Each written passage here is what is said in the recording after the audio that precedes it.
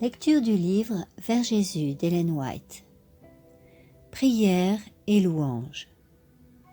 Dieu nous parle par la nature et par la révélation, par sa providence et par l'influence de son esprit. Mais cela n'est pas suffisant, nous avons besoin de lui ouvrir notre cœur. La vie et l'énergie spirituelle dépendent d'entretiens réels et directs avec notre Père céleste. Notre esprit peut se reporter sur Dieu. Nous pouvons méditer sur ses œuvres, sur sa miséricorde, sur ses bénédictions. Mais ce n'est pas là, dans le sens le plus complet du mot, être en communion avec lui. Pour être en communion avec Dieu, il faut avoir quelque chose à lui dire concernant notre vie réelle. Prier, c'est ouvrir à Dieu son cœur comme on le fera à son plus intime ami.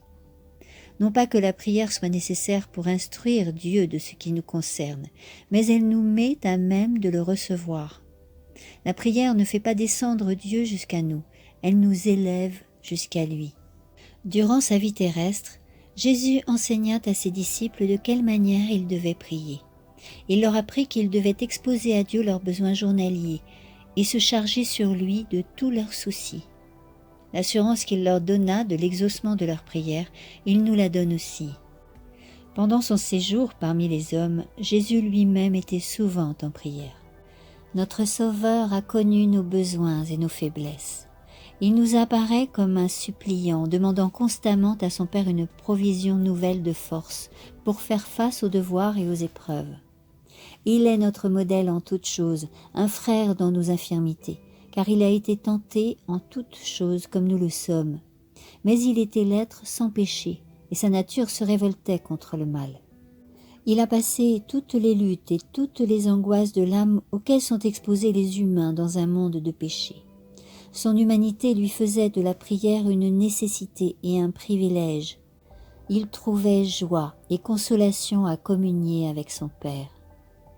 Si le Sauveur des hommes, le Fils de Dieu, éprouvait le besoin de la prière, à combien plus forte raison ne devrions-nous pas, faibles pécheurs et mortels, sentir la nécessité de prier sans cesse et avec ferveur? Notre Père céleste désire répandre sur nous la plénitude de sa grâce. Il ne tient qu'à nous de boire à longs traits à la source de l'amour infini. N'est-il pas étrange que nous prions si peu? Dieu est tout disposé à exaucer les prières du plus humble de ses enfants, et pourtant ce n'est qu'à contre-cœur, semble-t-il, que nous lui faisons connaître nos besoins. Que peuvent penser des humains, êtres chétifs et misérables, sujets à la tentation? Les anges du ciel, quand ils les voient prier si rarement et avec si peu de foi, alors que le Dieu d'amour veille sur eux avec la plus tendre sollicitude, prêt à leur donner plus qu'ils ne peuvent demander ou même penser. Les anges aiment à se prosterner devant Dieu et à être en sa présence. Ils considèrent la communion avec lui comme leur plus grande joie, tandis que les habitants de la terre, qui ont ainsi pressant besoin de l'assistance que Dieu peut leur accorder, semblent se plaire à marcher sans la lumière de son esprit et privés des douceurs de sa présence. Les ténèbres du mal enveloppent ceux qui négligent la prière. Les tentations insidieuses de l'ennemi les font tomber dans le péché, et tout cela parce qu'ils ne profitent pas du privilège de la prière. Comment les fils et les filles de Dieu peuvent-ils avoir de la répugnance à prier, alors que la prière est, dans la main de la foi, la clé qui ouvre les trésors du ciel, où sont renfermées les ressources infinies de la toute-puissance.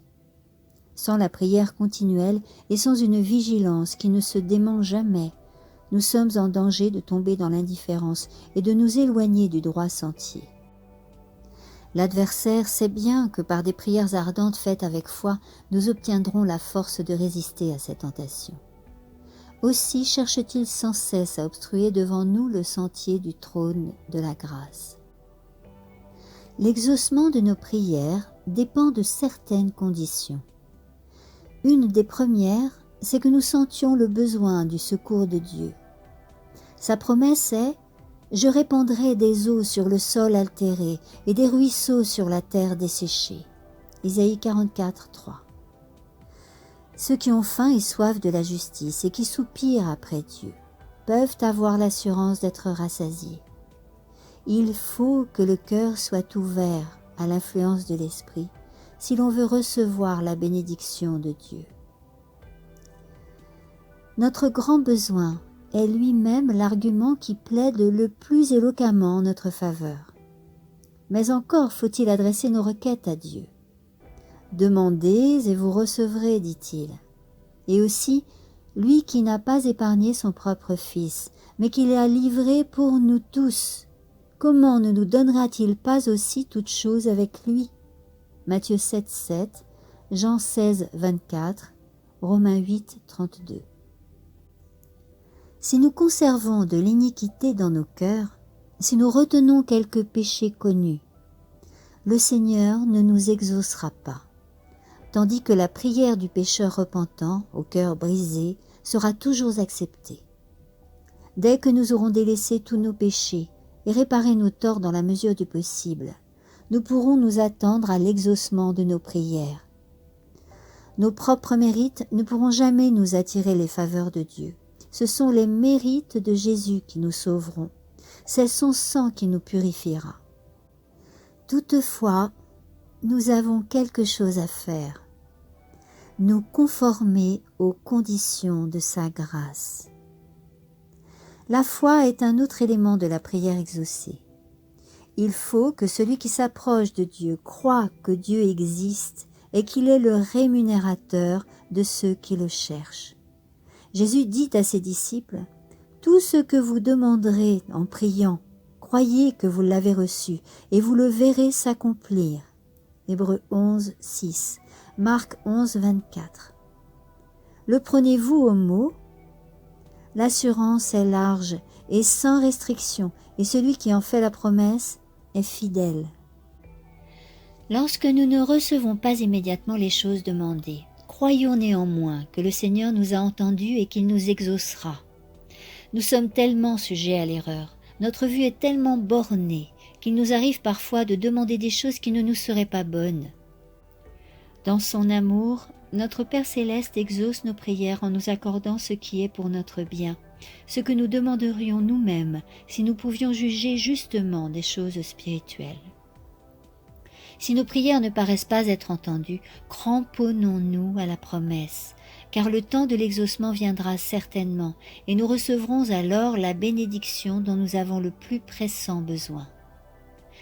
Mais prétendre que les prières seront toujours exaucées de la manière dont nous l'entendons, c'est de la présomption.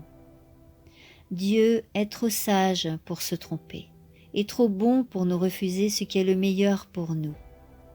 Ne craignez donc pas de mettre en lui votre confiance, même quand vous ne voyez pas l'exaucement immédiat de vos prières.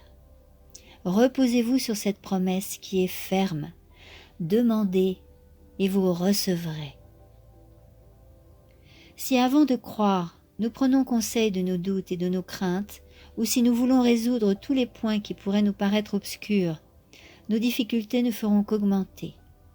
Mais si nous venons à Dieu dans le sentiment de notre impuissance et de notre dépendance, si avec une foi humble et confiante, nous exposons nos besoins à celui dont la sagesse est infinie, à celui qui voit tout, il entendra nos cris et il fera briller sa lumière dans nos cœurs.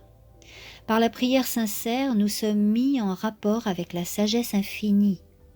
Nous pouvons ne pas avoir, au moment où nous prions, de preuves spéciales que le Seigneur se penche sur nous avec compassion et amour. Mais c'est néanmoins le cas. Nous pouvons ne pas sentir son attouchement, mais sa main est sur nous, et cette main nous assure de son amour et de ses tendres compassions. Quand on s'approche de Dieu pour lui demander grâce et assistance, il faut le faire dans des sentiments d'amour et le cœur disposé au pardon.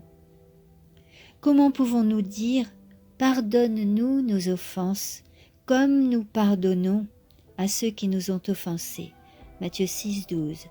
Si nous conservons des sentiments dans notre cœur. Si nous voulons que nos prières soient exaucées, nous devons pardonner aux autres de la même manière et aussi pleinement que nous nous attendons à être pardonnés. La persévérance dans la prière est une autre condition de l'exaucement. Il faut prier sans cesse pour croître dans la foi. Persévérer dans la prière, est-il écrit. Persévérez dans la prière, veillez-y avec action de grâce. Romains 12, 12, Colossiens 4, 2. Pierre exhorte les croyants en ces termes. Soyez donc sages et sobres pour vaquer à la prière. 1 Pierre 4, 7. Paul leur dit: en toutes choses, faites connaître vos besoins à Dieu par des prières et des supplications, avec des actions de grâce. Philippiens 4, 6. Pour vous, bien-aimés, dit Jude, vous édifiant vous-même sur votre très sainte foi et priant par le Saint-Esprit, maintenez-vous dans l'amour de Dieu. Jude 20, 21. La prière constante est une union ininterrompue de l'âme avec le Seigneur, de sorte que la vie de Dieu nous est communiquée, et que de notre vie rejaillissent vers lui la pureté et la sainteté. La constance dans la prière est une nécessité. Que rien ne s'interpose entre vous et ce devoir. Faites tout ce qui dépend de vous pour maintenir une communion intime entre Jésus et votre âme. Cherchez toutes les occasions de vous rendre là où l'on se réunit pour prier. Ceux qui aspirent véritablement à être en communion avec Dieu seront présents aux réunions de prière et y participeront, vivement désireux d'en retirer tous les avantages possibles. Ils saisiront toutes les occasions pour recevoir du ciel des rayons de bénédiction. Il faut prier dans le cercle de la famille et surtout ne pas négliger la prière secrète. Celle-ci est la vie de l'âme et sans elle toute croissance spirituelle est impossible. Prier en famille et en public ne saurait suffire. Quand vous êtes seul, ouvrez votre âme au regard scrutateur de Dieu. Votre prière ne doit être entendue que de lui seul. Aucune oreille curieuse ne doit être témoin de vos épanchements. Dans la prière secrète, l'âme est affranchie des influences extérieures, sourdes au bruit de la terre. Calme mais fervente, elle s'élève jusqu'à Dieu, qui est sa forteresse et sa force. Une influence douce et durable émanera de celui qui exauce les prières faites en secret et dont l'oreille est ouverte aux requêtes de nos cœurs. Par une foi calme et simple, l'âme s'entretient avec le Seigneur et se fortifie pour la lutte contre Satan. Priez dans votre chambre, mais élevez aussi vos cœurs vers le ciel, tout en vaquant à vos occupations de chaque jour. C'est ainsi qu'Hénoch marchait avec Dieu. La prière silencieuse, montant comme un précieux encens jusqu'au trône de la grâce, rend l'âme invincible. Il n'y a pas de lieu ni de circonstance où une prière ne soit de saison. Rien ne peut nous empêcher d'élever nos cœurs à Dieu dans une ardente requête. On peut faire monter vers lui une prière et demander la direction d'en haut, au milieu d'une rue encombrée ou au cours d'un entretien commercial. Ainsi fit Néhémie lorsqu'il présenta sa requête au roi Artaxercès. Que la porte de notre cœur soit toujours ouverte et que constamment monte vers Jésus, notre hôte céleste, l'invitation de venir y habiter. Au sein d'une ambiance viciée et corrompue, nous pouvons respirer la pure atmosphère du ciel. Par une invocation sincère, fermons notre cœur à toutes pensées impures, à toute rêverie coupable. Ceux dont le cœur est disposé à recevoir le secours et la bénédiction de Dieu vivront dans une atmosphère plus sainte que celle de la terre et seront en communion constante avec le ciel. Il nous faut une vision plus claire de Jésus, une intelligence plus parfaite de la valeur des réalités éternelles. Il faut que la beauté de la sainteté remplisse le cœur des enfants de Dieu. Pour cela, demandons à l'auteur de toute sagesse de nous dévoiler les choses divines. Élevons nos âmes vers les hauteurs où l'on respire l'atmosphère du ciel. Vivons si près de Dieu qu'à chaque épreuve inattendue, nos pensées se tournent vers lui aussi naturellement que la fleur vers le soleil. Placez constamment devant Dieu vos besoins, vos joies, vos tristesses, vos soucis et vos craintes. Vous ne le fatiguerez pas, vous ne pourrez jamais le lasser. Celui qui compte les cheveux de votre tête n'est pas indifférent aux besoins de ses enfants. Le Seigneur est plein de miséricorde et de compassion. Jacques 5, 11. Son cœur est touché par nos douleurs et par le récit même que nous lui en faisons. Apportez-lui tous vos sujets de préoccupation. Rien n'est trop lourd pour celui qui soutient les mondes et dirige l'univers. Rien de ce qui touche à notre paix ne lui est indifférent. Il n'est pas dans notre vie chrétienne de chapitre trop sombre pour qu'il en prenne connaissance, ni de problème si troublant qu'il n'en trouve la solution. Nulle calamité ne fond sur le moindre de ses enfants, nulle angoisse ne torture son âme, nulle joie ne le ranime, nulle prière sincère ne monte de ses lèvres sans que notre Père céleste y soit attentif et y prenne un intérêt immédiat. Il guérit ceux qui ont le cœur brisé et il panse leurs blessures. Psaume 147, 3. Les rapports entre chaque âme et Dieu sont aussi intimes que s'il n'y avait que cette seule âme pour laquelle il ait donné son Fils bien-aimé.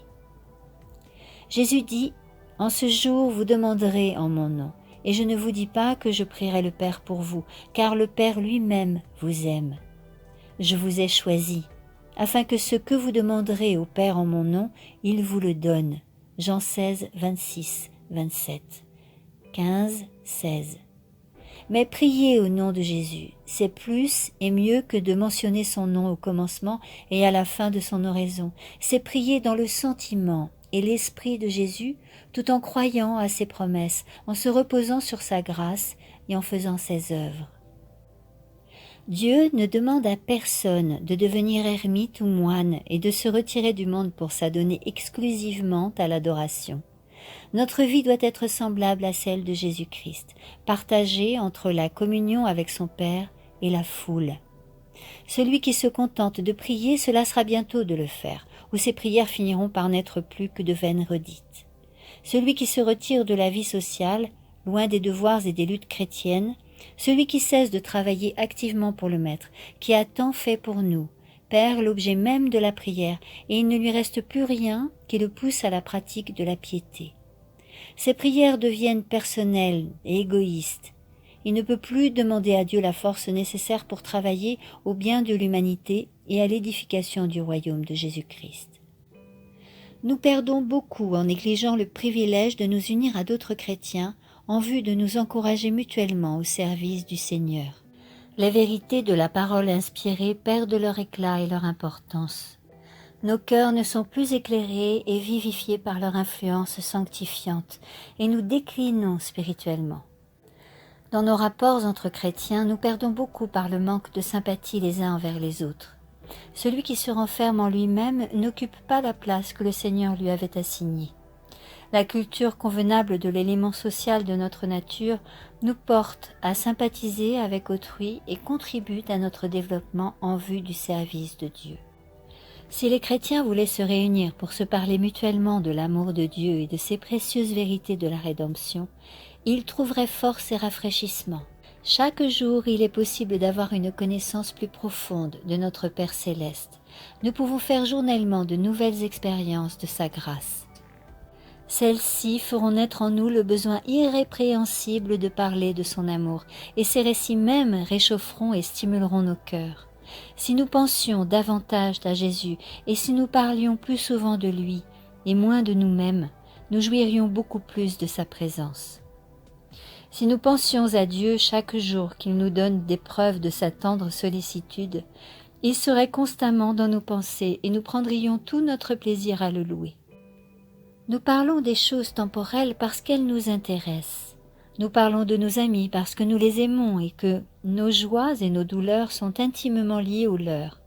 Et pourtant, nous avons infiniment plus de raisons d'aimer Dieu que nos amis terrestres. Lui donner la première place dans nos pensées, parler de sa bonté et de sa puissance devraient être pour nous les choses les plus naturelles du monde.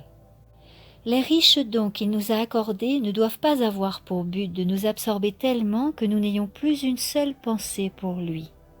Ils sont destinés à nous rappeler sans cesse notre bienfaiteur céleste et à nous attacher à lui par les liens de l'amour et de la reconnaissance. Nous sommes trop terre à terre. Élevons nos yeux vers la porte ouverte du sanctuaire céleste, où la lumière de la gloire divine brille sur la face de Jésus-Christ, et souvenons-nous qu'il peut sauver parfaitement ceux qui s'approchent de Dieu par lui. Hébreux 7, 25. Il faut louer l'Éternel davantage pour sa bonté et pour ses merveilles en faveur des fils de l'homme. Psaume 107, 8. Nos prières ne devraient pas avoir uniquement pour but de demander et de recevoir.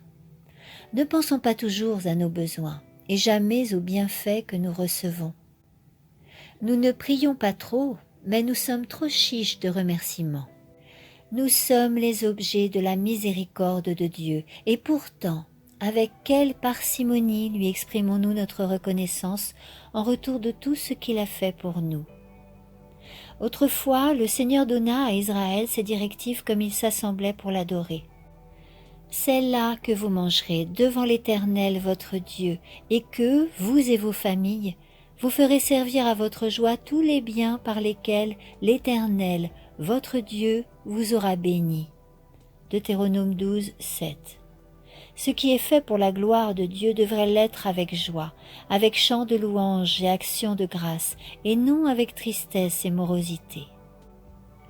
Notre Dieu est un Père tendre et compatissant.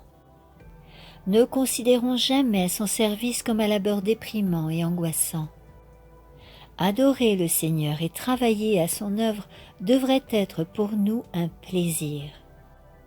Dieu ne veut pas que ceux auxquels il a procuré un si grand salut le considèrent comme un maître dur et sévère. Il est leur meilleur ami, et il veut se trouver au milieu d'eux quand ils l'adorent, pour les bénir, les consoler et remplir leur cœur de joie et d'amour. Le Seigneur désire que ses enfants trouvent du réconfort à son service et rencontrent dans son œuvre plus de sujets de joie que de sujets de tristesse. Il désire que ceux qui viennent pour l'adorer s'en retournent, emportant avec eux la précieuse assurance de sa sollicitude et de son amour, ainsi que la mesure nécessaire de grâce pour se livrer avec joie à leurs occupations journalières et agir fidèlement et honnêtement en toutes choses. Réunissons-nous autour de la croix. Que Jésus-Christ et Jésus-Christ crucifié soient l'objet de notre contemplation, le thème de nos entretiens et de nos plus douces émotions. Gardons le souvenir de toutes les grâces que nous recevons de la part du Seigneur. Et dès que nous nous serons rendus compte de son grand amour, consentons à tout remettre entre les mains qui pour nous ont été clouées à la croix. Sur les ailes de la louange, l'âme peut s'envoler vers le ciel. Dieu est adoré dans les cours célestes par des chants et des instruments de musique, et c'est par nos actions de grâce et de reconnaissance que notre culte se rapprochera le plus de celui des armées célestes. Celui qui offre pour sacrifice des actions de grâce me glorifie. Psaume 50, 23. Venons donc en présence du Seigneur avec respect, mais aussi avec joie pour lui apporter des actions de grâce et le chant des cantiques. Ésaïe 51, 3. Suite de la lecture dans le prochain audio intitulé « Que faire des doutes ?»